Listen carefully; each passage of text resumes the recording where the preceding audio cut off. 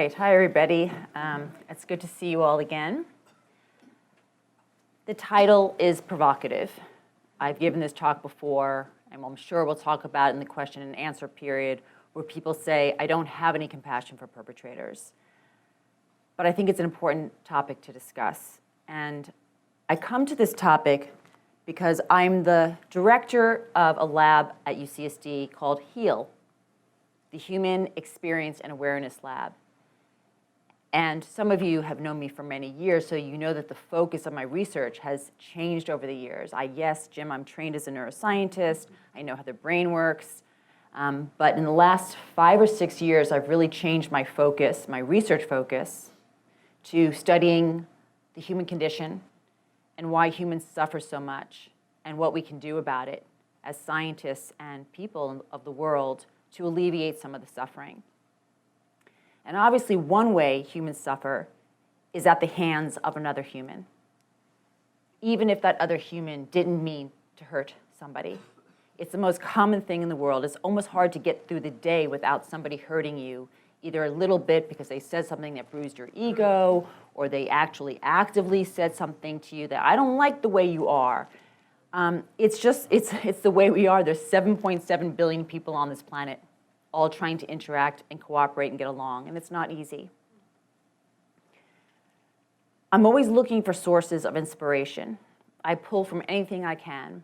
I watch a lot of movies, I read a lot of books, and I love TED Talks. And one of the things that happened for me was about 4 years ago. I'm curious if anybody's ever seen this TED Talk, Our Story of Rape and Reconciliation. So can I get a show of hands if anybody's heard of this? Okay, I highly recommend it. It's two people giving a TED Talk together about their shared experience many, many years ago. Thordis Elva is an Icelandic woman. She was 16 at the time that she met Tom Stranger, who was an exchange student from Australia. They fell in love, and early in their relationship, they went to a party together, and she drank way too much. She wasn't used to drinking. She was 16, and they had sex afterwards. To her, it wasn't sex, it was rape. It's not what she wanted. She was very drunk. She describes it as extremely painful. She couldn't walk for days. She was embarrassed and ashamed. She couldn't talk to him. He encoded it as sex, but deep, deep down, he knew he had done something wrong. And this is a story about them going in their separate directions after that horrible event. He actually moved back to Australia. They didn't talk for years until she realized about 5 or 6 years later that she still had some pain in her that needed to be healed. And she did something very courageous, which is she reached out to him across the ocean saying, hi, this is Thordis. You remember me from several years ago. I need to talk to you about what happened that night, because that wasn't sex for me, that was rape, and I'm still scarred from it. And she had no idea what kind of response she was going to get from him. She got a very positive response from him.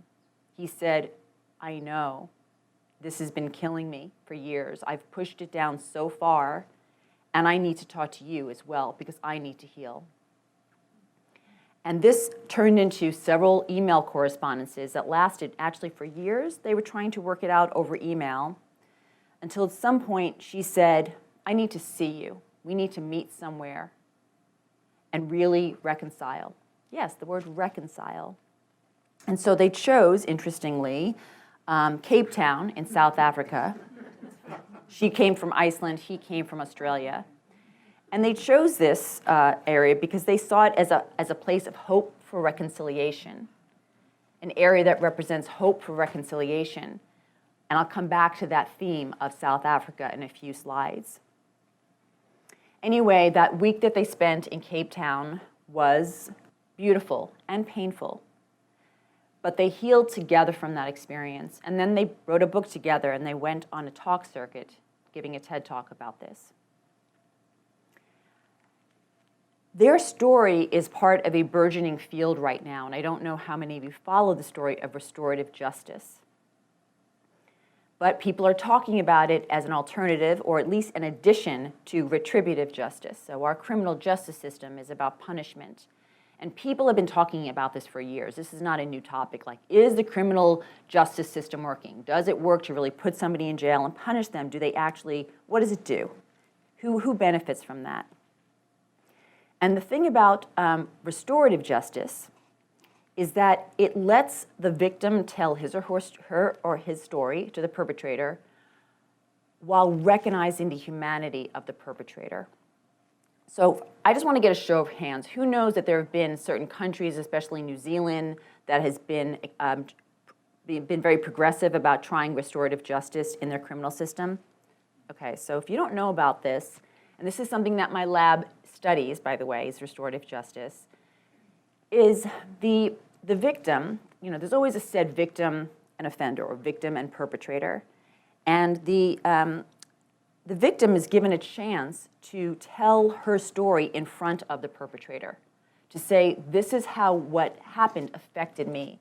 And I need you to know, you as the perpetrator, this is how it has affected my life. Now, they don't actually ever let the victim and perpetrator sit in the same room together unless the perpetrator is ready to own up to what he or she did. Because it's obviously not going to be very fulfilling for the victim to say, this is how you affected me, and for the offender to sit there and go like, I don't care. So it comes from a place that the perpetrator feels contrite, feels remorseful, and wants to make amends. There's also a chance for the perpetrator to say how he or she feels. And not from a sense of like, well, listen, I only did that to you because my father beat me. It's not just because, but it is a chance for the perpetrator to say, I do come from a beaten up family, a broken down family, and I've realized that I just turned that out on the rest of the world. I took what happened to me and I turned it on you. And for the victim to hear that can also be very healing. And obviously for the perpetrator to say that and to say I'm sorry to the victim can be very healing. So I'm not going to spend too much more time on what's being done with restorative justice and how it works, but I will let you know that people are doing studies on it, especially in New Zealand, and they're showing that it works. And it works in a couple of ways. It works because it greatly reduces the rate of recidivism in prisons after people get out, much less likely to commit a crime again. It makes the victim feel better. I mean, they have reports on subjective well-being, and victims who go through the restorative justice process say that they've healed much better than they would have otherwise. There's a word in the Bantu language, which is spoken in South Africa, called Ubuntu, which is I am because we are. And roughly speaking, it translates into compassion towards others. And so I'm starting out here with the idea that there can be compassion for the perpetrator. Ironically, tomorrow I'm teaching a class on compassion in my science and mindfulness class that I teach at UCSD. And I'm going to talk about compassion for suffering, for all the suffering of the world. Compassion for all the suffering of the world. And when I give that lecture, I refer to different types of suffering. So the first time I ever used the word suffering in one of my classes, people that thought, oh, you mean kids who are starving and people who are suffering from like the hurricane or tornado or natural disaster.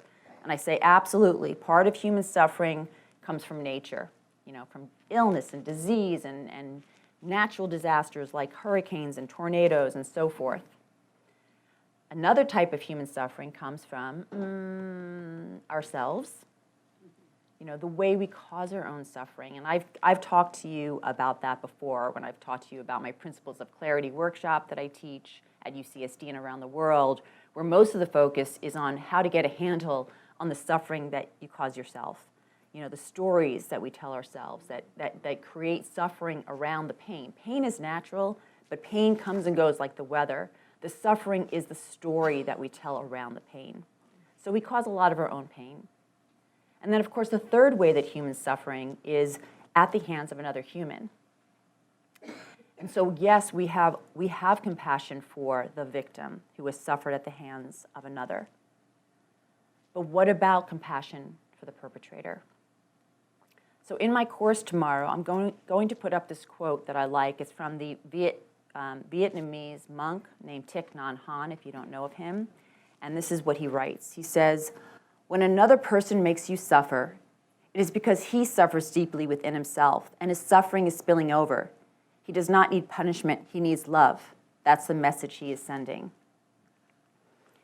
Whenever one of my students or even one of my clients come to me and they complain, this person's so awful, they're doing all these awful things to me, the first thing I'll do is I'll acknowledge my client's pain. I'm so sorry, it's awful. It sounds like you've been through the ringer. It's awful what you're going through. And then I'll usually follow it by saying, it sounds like this other person needs a lot of love. Nobody really likes to hear that right off the bat. They're like, didn't you just hear what I told you this person did to me? I heard every word about what this person did to you. And trust me when I tell you that this person is suffering. Hurt people hurt other people. It doesn't mean it's your responsibility to heal that person, but just to acknowledge and take the moment to understand that they're suffering. So because of this work that I do in my lab and the workshops that I run, where we talk a lot about compassion, I made friends with another professor on campus who knew about the work that I do. Her name is Nancy Postero. You might have her come and talk here. She's a wonderful speaker. She was teaching a human rights class in the spring, and she asked me to come and talk about restorative justice. So I became part of her syllabus, and the title of my talk was Restorative Justice, What About the Perpetrators? And she specifically said, Karen, I'd like you to read this book because this is the book that the students will be reading, and it's about South Africa. A human being died that night. A South African woman confronts the legacy of apartheid. I had never read this book. And in fact, I'm embarrassed to tell you that I really didn't know that much about South Africa and apartheid.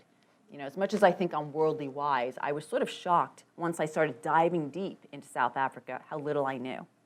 But I love learning. You guys know I love learning.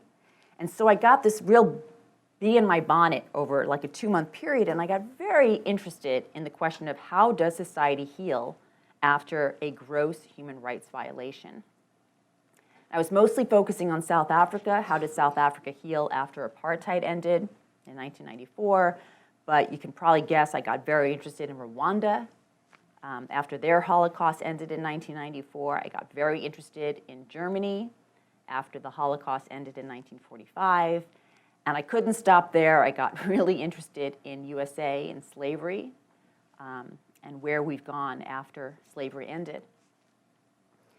It might interest you to know that there's a term that people use in political science and anthropology and in cultural science called transitional justice. And it refers to how does a society move into a transition into justice when there's been a gross human rights violation. And there are 3 parts to transitional justice. Some of them I'm sure you've heard of already, but one is called reparations. So this is giving money or giving back to the people that were victimized. Education, it involves educating that country in what happened so that it never happens again. And then memorialization means what it sounds like. You construct memorials to the event so that no one ever forgets. On this list, personally, I think Germany wins in terms of having done the best on all 3 of those. And for those of you who don't know this, German students to this day learn about the Holocaust. I'm pretty sure this is true still, that they have to go to a Holocaust either museum or they go to Auschwitz or they go to one of the places, one of the concentration camps. It's just part of their education. Obviously, Germany made reparations, and obviously, if you've ever been to Germany, there's a lot of memorialization for the Jews and others that were killed there. But mostly focusing on South Africa because that's the talk that I was asked to give in the human rights class. And so I thought I would take you through a brief history of apartheid in South Africa. I'm just curious. I just want to know, how many of you feel like you have a good handle on the whole thing about what happened, starting in the 1600s? Oh, maybe not starting, but okay, but some of you have a good handle. So I'm going to do my best to give you a brief view. So it started, look at that, at the Cape of Good Hope again. So Europeans in the 1600s, when they were traveling between Europe and the in the East Indies, like Indonesia and India, they would have to stop over to refuel, basically, to refresh their stocks. And is that the right word? To get more resources. And this was a good place for them to stop. And the Dutch, in particular, really liked this place, which is now Cape Town, and they colonized it. And one of the first things they did was they obtained slaves, black Africans. So the slave trade was alive and well under the rule of the Dutch in the 1600s. And this was a very coveted area, obviously, because it was a good place to refuel. So the French were interested in this area, the German were interested, the British were interested in this area. Well, the British basically won. So in the 1700s, there was a war, and the British actually annexed the area, and they were in control of it. And if you remember, the British actually abolished, they had slaves, Britain had slaves, just like America had slaves, but Britain actually abolished slavery before the US did. In the early 1800s, they abolished it. So what happened was the black Africans who had been slaves in Cape Town were now given their freedom under the rule of the British, because the British had abolished slavery. But it wasn't that easy, because it was very hard for the black Africans to transition from slavery to freedom, and really what they turned into was indentured servants. So now we've got Cape Town in the 1700s, 1800s, where black people are really still under the thumb of the white Europeans, under the Dutch rule, the English rule, the British rule. And fast forward into the 1900s, when at the early 1900s, the Europeans that lived there, it was clear that they were outnumbered, very clearly outnumbered by the black Africans. And so they created rules that made it so that the black Africans could not have a vote, that they could not get involved in politics. And around the time that the white Europeans were saying black people cannot be involved in politics, they don't have a vote, there was an opposing force called the African National Congress that was saying, this isn't fair, we are black people, we're people, we deserve rights. So there was always this tension between the whites and the blacks, and around the early, I think it was around 1940-something, well, actually it was 1948 where apartheid really took off. And that's when the country, under the rule of the Afrikaners, which are like the Dutch people that had settled there and came up with their new language, that's a mixture of Dutch and German and a little bit of Xhosa, the local language. They came up with this law that says that, basically we're going to completely segregate white people and black people, and that black people don't even have citizenship in the country. And this is when things got really bad, 1948. The ANC was eventually led by Nelson Mandela, and things got a little bit worse in the 50s. The country enacted something called the Pass Laws, and the Pass Laws required that the black Africans always had this passport on them to show that they, where they belonged. They weren't really supposed to they weren't supposed to leave the area that they lived in, or they'd get in trouble. And so the black Africans were getting more and more upset, and so there was a protest, the Sharpeville protest, I think it was 1960 or so, where, led by the ANC and Nelson Mandela, the black people said, we're not going to take it anymore. And the response to that by the government was to shoot them. So it's called the Sharpeville Massacre. And it was shortly after the Sharpeville Massacre that Nelson Mandela and other leaders of the ANC said, we need to have a no longer completely peaceful revolution here. We need to use some, what he called, controlled force, and that mostly meant sabotaging institutions around South Africa. Not necessarily trying to kill anybody in there, but really trying to make a point that we're going to blow things up because you're not listening to us. He was eventually caught in 1963, and he stayed in jail until his release, 30 years later, roughly, when the president at that time released him. In 1990, he was released. And if you want to know why things started to get better in South Africa, because it was really nasty for many decades, it's because there was pressure from outside countries. Outside countries started to say to South Africa, this isn't okay, the way you're treating your black people. And there were sanctions put on South Africa, and a lot of world pressure, and eventually the leaders of South Africa said, this is not what we're trying to do to the black people, is not sustainable. So they were willing to stop and basically allow all black people to vote. And the first all vote of the country, all people vote in the country, was 1994, when Nelson Mandela was elected their president. And that's when the new era really began. That was a little over 25 years ago. I could come back and give you a separate lecture on how the country's been doing in the last 25 years. The answer is not great, but it still is held up as a ray of hope for reconciliation, that there was a way in which that country realized it had to change its ways and do the right thing. But before I say anything more about the evils of apartheid, this is the part of the talk where I say to you, let's talk about our own, there it is, dark side. Yeah, I definitely think. And here's what I want to pose to you. Humans need to understand their own dark side so that it doesn't run the show. I talk a lot about this in my workshops. We actually do exercises on the dark side so that you can understand that you have one. Now, who gets the credit for really bringing up this idea that humans have a dark side or a shadow side? Yes, right. So he and others, but he's the one who gets most of the credit for it, sort of said, look, we all have a dark side. He called it the shadow side. And he said, look, if you don't notice your shadow side, if you don't understand it, it's going to take over. Because if you don't understand it, you're going to repress it. If you deny it, you say, I don't have it, you push it down out of your consciousness into your subconsciousness. And he and Freud knew that the subconscious does a lot of stuff behind your back. So it's not a good idea to push stuff down into your subconscious. He's got a quote, the fact is that if one tries beyond one's capacity to be perfect, the shadow descends into hell and becomes the devil. That's his way of saying what I just said to you. When I talk to people about the dark side, they get a little uncomfortable because they think I mean this. And yeah, this is part of the dark side. It can go really, really extreme.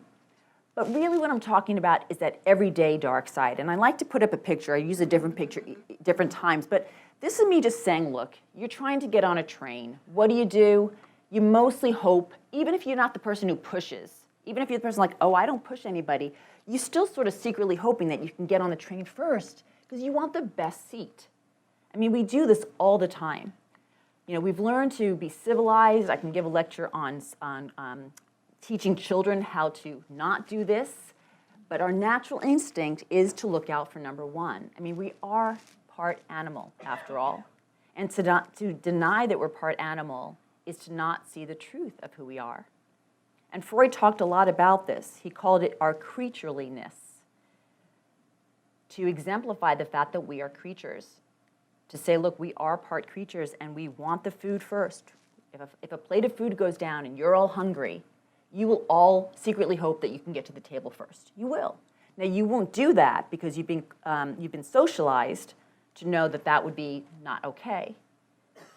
And in fact, there's a lot of mechanism. I mean, I'll tell you the good news. Humans actually have mechanisms, more so than any other animal, to cooperate.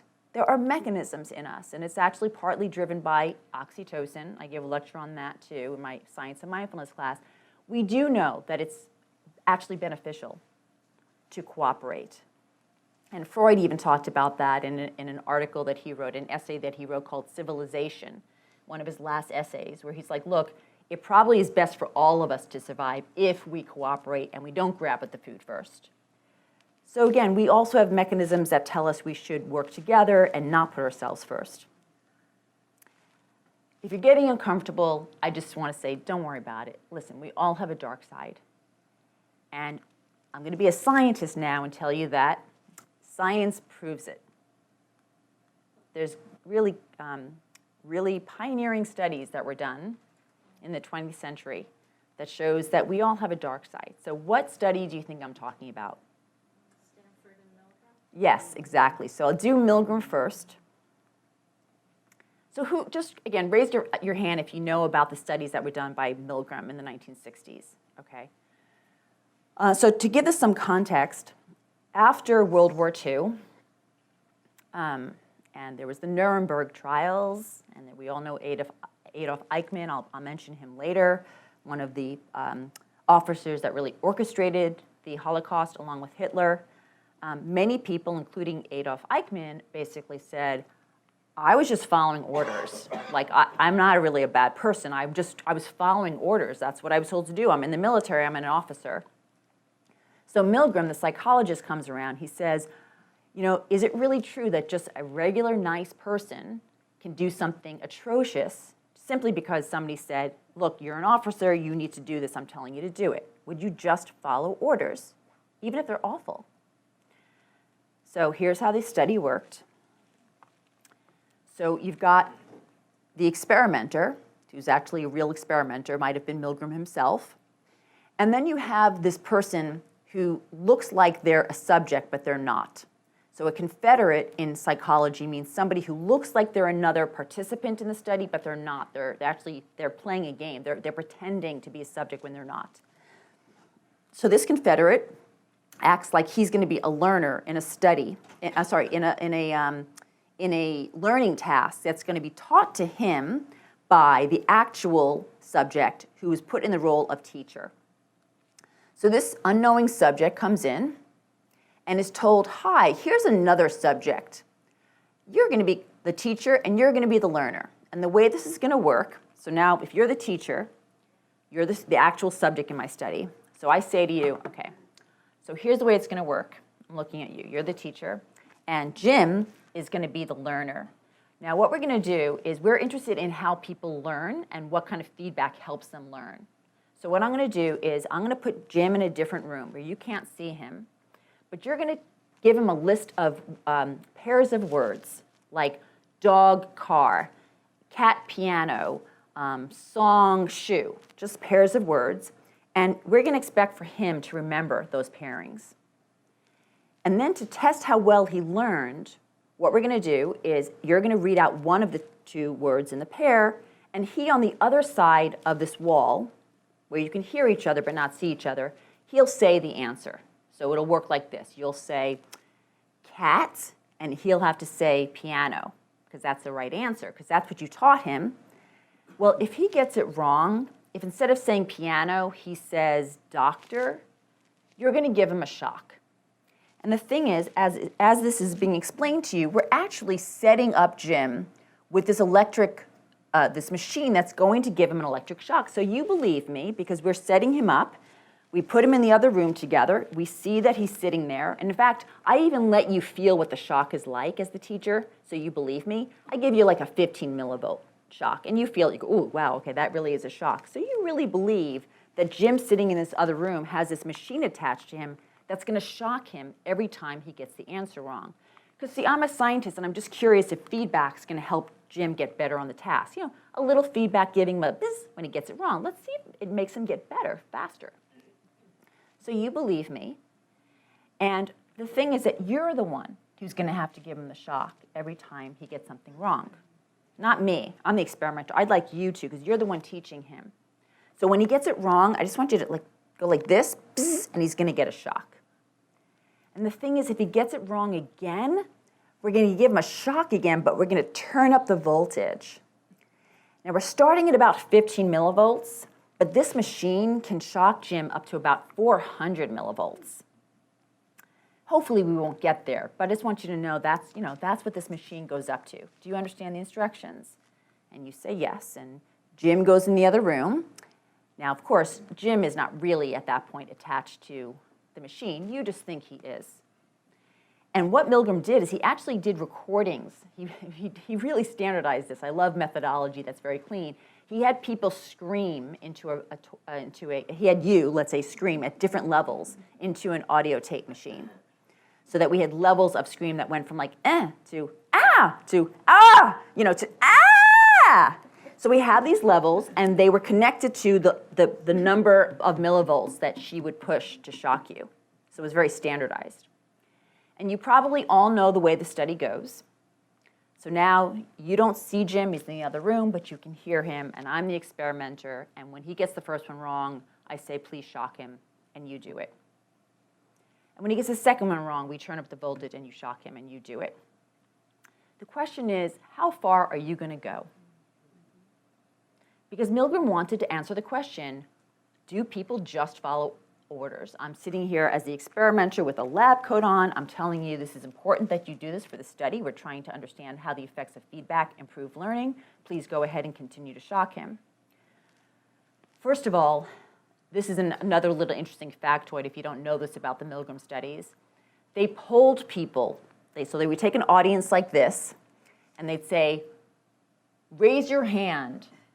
So they'd say, what percentage of you think that, raise your hand if you think that the teacher is going to take it all the way to 400 millivolts. So I'd ask a group of people, let's say 100 of you, raise your hand if you think the teacher is going to take it all the way to 100 millivolts. Well, about 3% of you raise your hand. So if you were to guess what the average person would do, you'd say, look, gosh, I don't know, maybe 3% of people are going to go, all the way to that 400. 400 would like kill you, okay? 400 is like crazy strong. And 400 leads to the audio tape going, ah, really, really loud. 65% of the subjects went all the way to 400 millivolts. 65%. Now, a lot of them were uncomfortable doing it and would sort of look at the experimenter and say, like, are you sure it's okay? Because he's screaming. But the experimenter would say, yes, I'm sure it's okay. It's safe, and you should do it. 100% of the subjects went up to 300 millivolts, which is also extremely painful. So Milgram got his answer, which is that people will just follow orders, even if they're inflicting a lot of harm on another person. So those are groundbreaking studies, and I don't think they're very questioned. I think they're very strong. They're methodologically strong. They're analytically strong. That's to be contrasted with the Stanford prison studies that were headed by Zimbardo. There's a great movie. Raise your hand if you've seen the movie about the Zimbardo studies. It's a really good movie. And the Stanford prison studies. I think it might even be called the Stanford Prison Studies is the name of the movie. But what he did was he took college students at Stanford, and they agreed to do this. He said, you're randomly going to be assigned to be either a prisoner in this like makeshift prison downstairs in the basement of our psychology building, or you're going to be assigned to be a guard. And turns out that when you're assigned to be a guard, you turn into a real shithead, basically, okay? Really. And the movie really shows that the students who were guards became awful. They became really awful. They were really denigrating to the prisoners. They made them do humiliating things. It was awful. I won't go into more detail about it, but Zimbardo then claims, look, humans, just give them a gun or a metaphorical gun or the position of power, and they will turn into tyrants. Now, the studies were highly criticized, partly because, and I think this is very interesting, that a lot of the participants, the guards, said, look, I wasn't really feeling evil. I thought I was supposed to be playing that role. I thought that's what you wanted me to do. It's called a demand effect in psychology, where a participant will do what they think the experiment is about. So it's a little bit clouded that whether their results, the Zimbardo results, really show that humans can immediately be evil. Anyway, both of those studies were, by the way, those studies are the reason why universities have an internal review board for all sorts of human subject studies, because it was a real breach of human rights here, because the students didn't really understand what they were signing up for. And so now you have to, any kind of human subject study that you do has to go through an internal review or institutional review board to make sure that it's not going to do long-lasting harm to human subjects. Anyway, still the point is pretty clear that we all have a dark side, and here's where I say to you, listen, there's nothing wrong with you. I don't want you to go home and go like, oh my God, I have a dark side. Because what I teach when I teach my workshop, and I'm certainly not the first person to say this, but all of us possess all the light traits and all the dark traits. We just do. Every one of us is kind and patient and sensitive and giving and selfish and impatient and intolerant and grumpy. We're just all those things. Sure, in different proportions, but we have all of that. several years ago when I started teaching these workshops and I was talking to my kids about it, one of my kids said, yeah, Mom, there's this rule that when you point at somebody and you say, you're lazy, there's 3 fingers pointing back at you. I was like, that's good, I'm gonna use that, thank you. But it's true, there's every time you cast an adjective, a label on some other person, you have it too. Now the thing is, we get into this game where we say, well, we draw this line in the sand. We kind of go like, yeah, well, I know I'm lazy, but like mine's not a problem. You're the one who's got the problem with it because you do it a lot and I only do it a little. I mean, we hear this all the time. And one of the games that I play in my workshop is I play this game where everybody has to say what they don't like in another person. Like you might say, like, I don't like people who are judgmental. And I'll be like, oh, well, are you ever judgmental? And the game is for you to come up with the crazy reason why it's okay that you're judgmental. So you go like this. You go like, well, yeah, I'm judgmental, but when so I let you hear the excuse that you come up with for why somehow it's okay when you're judgmental. And I love it because people say the craziest things. I'm looking at my watch, and there's a poem that I love, and actually I probably can't read it out loud to you. I have all the words here because I always start crying when I read it. I do. It's very intense, and it's written by Thich Nhat Hanh. I'm just curious if you've heard of it. Please call me by my true names. So he wrote this poem in 2015, and the story behind the poem is that he was reading about a story happened during the Vietnam War, where a Vietnamese girl was on some boat and she was raped by some pirates that were out in the sea. There was some kind of like situation where pirates got on their boat, they were trying to escape, and the pirates raped this like 13-year-old girl. And the girl is so in such despair and shame from what happened that she jumps off the boat and kills herself and drowns. And Thich Nhat Hanh talks about reading about that and saying, I so understand the pain of the girl. I get how awful that is. And he says, and I understand the pain of the pirate. That could be me, he says. So he writes this poem. I'm not going to read the whole thing because, again, I'll probably start crying, but I'm just going to read you the verse about the girl. He says, I am the 12-year-old girl, refugee on a small boat, who throws herself into the ocean after being raped by a sea pirate. And I am the pirate, my heart not yet capable of seeing and loving. And that's the strongest statement in the entire poem, but it's pretty much saying, I'm a Vietnamese monk, I'm committed to peaceful living, and I see my own dark side. I see the potential for my own dark side. The book that I read about South Africa was written by Pumla Gobodo Madikizela, hard to pronounce. She lived in South Africa while apartheid was happening. She also saw it end. She was trained as a clinical psychologist. She spent some time in the United States for that training. And after apartheid, she was asked to interview a psychopath. And that psychopath's name was Eugene de Kock, sometimes called Prime Evil.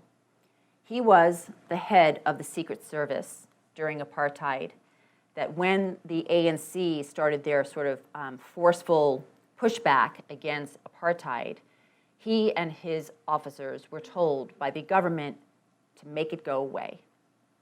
They said, you just have to make this problem go away. And he was the head of the secret police at the time, and he committed some atrocious crimes against black people and against white people who protected black people. I could go on and on to tell you all the awful things that happened to black people under the resistance. So not to mention the fact that they were already treated like animals who had to live in a certain part of town, living in these shanty towns with little houses that were broken down. They weren't given the right to vote. I mean, they were already dehumanized, but now on top of it, now that they were starting to complain about it, they were killed in awful ways, tortured and killed in awful ways. So she goes to the jail cell and spends many days with him to ask him, like, from a clinical psychologist's point of view, like, what's happening for you? Like, why, who are you? And I recommend the book. It's a very good book, but I'm going to tell you what she learns. She learns that we all have a dark side and how heart-opening it is to start to actually see the perpetrator as a human who's done awful things, but is still worthy of love. She talks about early on in meeting him that he seems quite contrite, and there's a point where she's interviewing him and he starts to cry a bit. And she reaches her hand out, like we all do when somebody's crying, we reach out and we touch their hand for comfort. And she touches his hand and then she kind of pulls it back because she sort of realizes that that's the trigger hand. She's touching the hand that has killed so many of her people. So she describes the trigger hand experience later on, reflecting on it. And she says, that moment back in the interview room gave me a glimpse of what he could have been. Hard as the memory of having touched him was, the experience made me realize something I was probably not prepared for, that good and evil exist in our lives, and that evil, like good, is always a possibility. And that was what frightened me. She also references this book that I highly recommend called Eichmann in My Hands. So Adolf Eichmann, I said I'd come back to him. He escaped Germany, he moved to Argentina. He was found many years later by the Israeli secret police, headed by Peter Malkin. Peter Malkin spent a lot of time with Adolf Eichmann, who was not very remorseful. He did say things like, well, sorry, but those were the orders. But he was certainly not remorseful. He's got a quote that I like, too. He says, those sessions caused me to reflect on my own actions in ways I never had before. I realized that in the course of my career, I had participated in actions that were unjust, perhaps even criminal. Always, I had followed my superior's orders absolutely, most of the time for what seemed like noble reasons, yet also because it was also a matter of habit. I would never be that easy on myself again or find excuses to deny the hard evidence of my ears and eyes and heart. But the fact is as simple as it is unescapable. If the conscious stops functioning, even occasionally, one is in mortal danger of losing oneself. I also find it interesting about Peter Malkin that he was an artist, and he became an artist after he left the Israeli police, but even during his time with Eichmann, he enjoyed sketching him and painting him. And there's something, I don't know, you could call it warped about that, but I think there's something kind of beautiful and insightful about that. So for the last part of my talk, I'm going to focus on how South Africa healed after apartheid ended. And when I said to you before that I was embarrassed when I was asked to give this talk in May that I really didn't know that much about apartheid, I was embarrassed to learn that I did not know about the Truth and Reconciliation Commission. This is where I'm looking for the speakers because I was going to play you a video, but I don't know if the video is already working just by virtue of the fact that I'm plugged in. It should already. I don't need a separate adapter. Okay. Oh, I am in the HDMI. Okay, so let's see if this works. So in Nelson Mandela got voted into presidency in 1994, and right after that, the country said we need healing. And Desmond Tutu, who was the Archbishop in that area, led the Truth and Reconciliation Commission. Pumla, who's the author of the book that I just showed you, she was actually one of 17 members on the committee. And the purpose of the committee, like I said, was to reconcile, and it had kind of three components to it. If you don't know, I find this very interesting. The first component was allowing the victims to tell what happened to them in front of the perpetrators. So the perpetrators came, and they sat across from the victims. And these were either victims who themselves had been tortured, or they might have been the mother of a son who had been killed. And they told their stories with the perpetrators sitting there listening. And a lot of people listened. The entire country listened in on these hearings. And it was very powerful, and most of the victims felt a release from telling their stories, especially telling their stories to the perpetrator. Some of them didn't. Some of them felt they were reliving the trauma. So it's not a perfect system, but most of them felt that they had healed some. The second component of this commission was reparations. So they very much focused on how do we repair, how do we pay people who have gone through some suffering, either themselves or the family. And then the third part, which to me is the most interesting, because this is about sort of a bit of a compassion for the perpetrator, is that they granted a lot of amnesty to many, not all, of the perpetrators. Eugene de Kock, for example, was not granted amnesty. He was served like 2 life sentences or something for cruel acts that were outside the purview of his role as a secret police. So what happened is the new government was willing to concede, very graciously, that some of the acts of torture or murder were actually ordered by the government. And so anybody who was been in the Secret Service, or the secret police rather, who had committed some of these crimes that had been ordered from the authorities above, were seen as kind of in some ways just following orders. If those perpetrators were forthcoming in telling what they had done, they were often, but again, not always, granted amnesty. So what this would look like is a perpetrator, one of the white Afrikaners who were part of the government, who had committed the crimes, would sit either with just the commission, people on the commission, or even amongst the entire group of victims and commissioners, and say, this is what I did. I murdered 3 black men. I tied them up. They were helpless.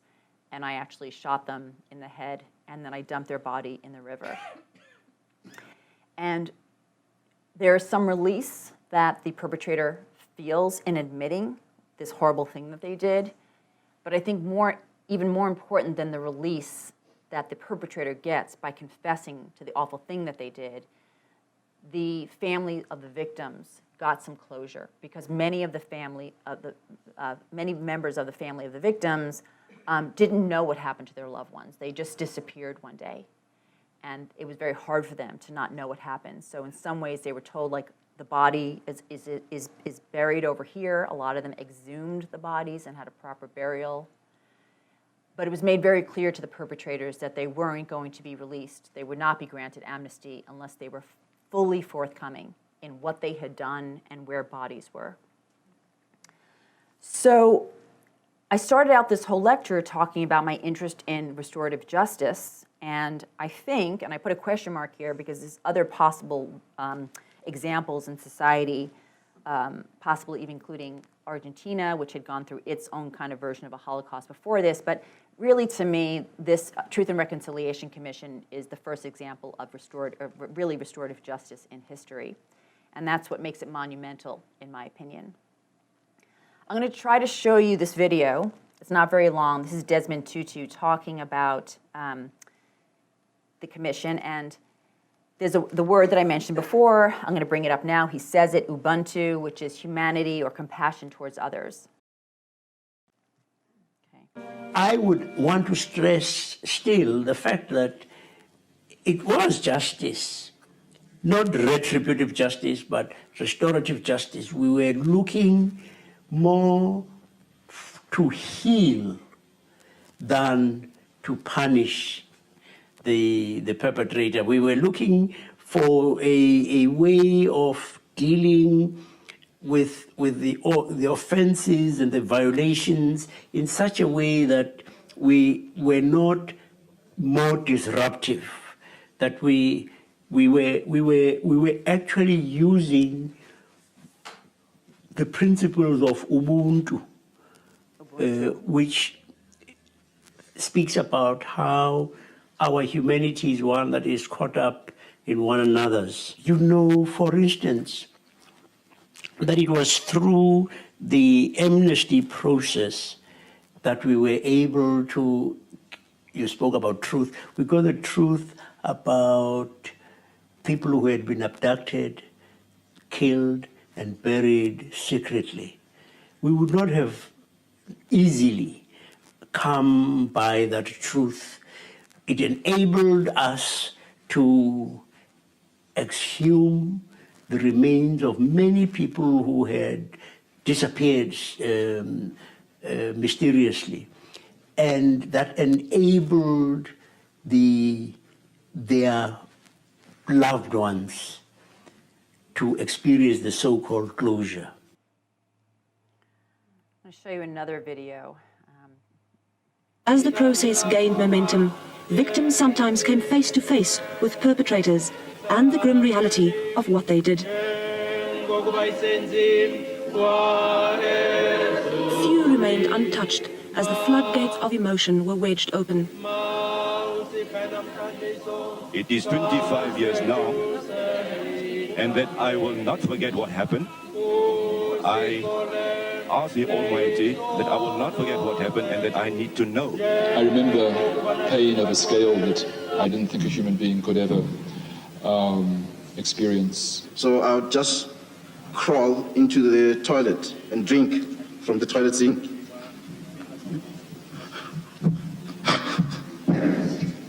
There were the cynics, of course. Some called it the Crying Commission, but often they were white or old allies of apartheid and scared of the guilt that came with hearing the truth. But then there were those who became part of the telling, and through that, some sort of reconciliation. I'm going to skip that video. So that gives you a sense of what it looked like. I want to show you at least one more video. This is from a movie that I also highly recommend. I cannot remember the name of it, but it's about Nelson Mandela. And it's a scene where he is yet to be president. They have taken him out of jail. De Klerk was the president at the time in South Africa, saw the writing on the wall, like I said. The rest of the world was saying, South Africa, we hate you for what you're doing. And so South Africa said, oh, we have to stop doing this. And so de Klerk gave freedom to Mandela in 1990, and then they started having talks. The government, the white government, started having talks with Mandela to say, like, what's going to happen now? How do we hand over freedom? How do we stop apartheid? And so it's a really, it's obviously a reenactment of a scene between the white politicians and Mandela. So I'm going to play that. Here's the bottom line. You end the violence and we'll give you a share in power. A share? Well, obviously we can't accept a crude one-man, one-vote system. Yeah, if the blacks take over, our country is finished. We are finished. Why? Why? If the blacks take over. Can you imagine what the blacks would do to us if they got us in their power? I am black. You are different. That is why we are talking to you. These are the same people that threw him in jail, that persecuted his wife, that murdered his friends. And he's talking to them. I don't believe you don't want revenge. You're right. I do. So, how can we ever allow you to have any real power? Well, I admit I want revenge, but I want something more than that. And that is to live without fear and hatred. Sweet dreams, Mr. Mandela. I have no choice. I've seen what fear has done to your people. You've always been afraid of us, and it has made you an unjust and brutal people. Now consider our position. We know that one day we will be free, and we will be the rulers of our country. But do we want to live in the same hell as you do now? That would be to lock ourselves back into prison, and our children, and generations after that. Gentlemen, look, I can tell you for nothing. When we come to power, there will be no revenge. So something else I want to say about this, when I first started researching the Truth and Reconciliation Commission and this beautiful, reconciliation in South Africa, and that's why those people giving the TED Talk about the rape and reconciliation, they meet in Cape Town because Cape Town is this hope for reconciliation. I had this pretty, somewhat naive, but nice view on what happened in South Africa during the Truth and Reconciliation Commission. And then, of course, I started talking to my historian friends, and they said, well, there's a lot of debate about whether the leaders, the white leaders, were actually remorseful for what had happened, or if they just understood that the best strategy would be to stop apartheid. And it's a really good question. You know, it's hard to get into the hearts and mind of a perpetrator. You know, even that video, the last video where they showed you like the scanning over the white people who are hearing from the victims what happened, like I'm always scanning their eyes and going like, are you feeling bad now? Are you just actually going like, yeah, well, I had to do it, sorry. Like, I don't know. I don't know. But there certainly are stories, lots of stories, modern day stories of perpetrators who you kind of see it in their eyes that they get it, that they get that they've hurt people. I could show you so many different videos on that, and I think what I'm going to do is in the last 2 minutes, it's only a 2-minute video, I'm just going to show this one because I really like it. I remember my stepfather, would beat me, and he would beat me with extension cords and hangers and, pieces of wood and all kinds of stuff. And, after every beating, he would tell me, it hurt me more than it hurt you. And, I only did it because I love you. It was kind of, it communicated the wrong message to me about what love was. So for many years, I thought that love was supposed to hurt. And I hurt everyone that I love. And I measured love by how much pain someone would take from me.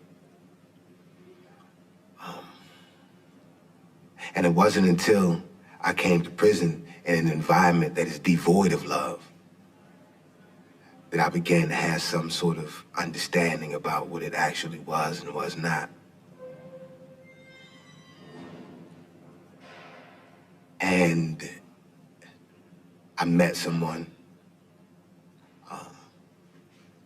and she gave me my first real insight into what love was because she saw past my conditions and the fact that I was in prison with a life sentence for murder. And not only for murder, but for doing the worst kind of murder that a man can do, murdering a woman and a child. And it was Agnes, the mother and grandmother of Patricia and Chris, the woman and child that I murdered, who gave me my best lesson about love, because by all rights, she should hate me.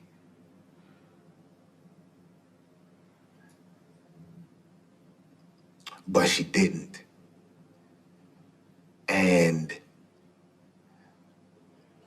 over the course of time and through the journey that we took,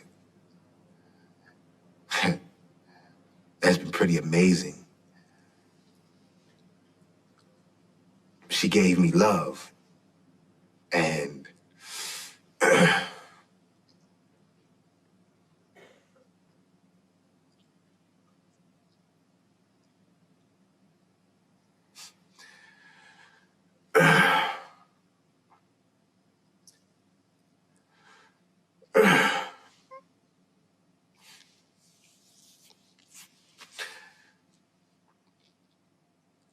she taught me what it was.